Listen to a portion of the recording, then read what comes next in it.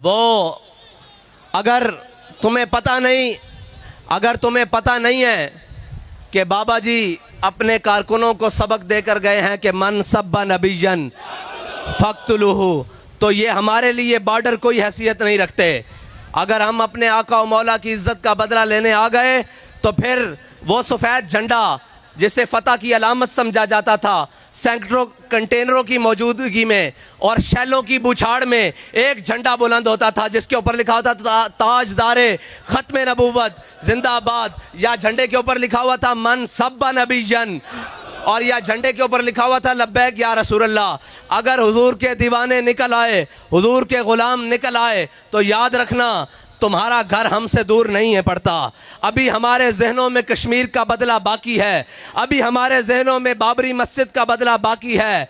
मैं आपको एक पैगाम ज़रूर दे देता हूँ, ये ना समझना कि बुरहान वानी दुनिया से चला गया, ये ना समझना कि जनाब मुमताज़ कादरी दुनिया से चला गया, ये ना समझना कि गाजी इल्मुद्दीन को दफन हुए सदियाँ गुजर गई, ये ना समझना कि अल्लामा खादिम हुसैन दुनिया से पर्दा कर गए। अभी हमारी माओं ने हमें दूध या रसूलुल्लाह की लोरी से पिलाया हुआ है।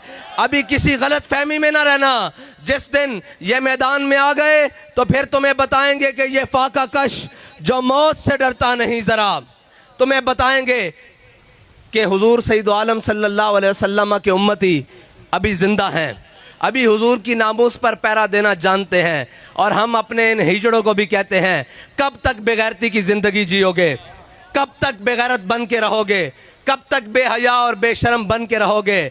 और यार अगर इज्जत पर हाथ डल जाए तो सबसे पहले काम इज्जत बचाने का किया जाता है, इज्जत को बहाल करने का किया जाता है। रोटी तो बेगैरत बंदा भी खा लेता है, और गैरत बड़ी चीज है जहाने तगोदो में, पहनाती है दुर्वेश को ताज सरेदारा। गैरत है ना, जो गैरत, इसके साथ जीना ये दुनिया में अक़वाम आलम को बताते हैं कि ये कौमें जिंदा हैं।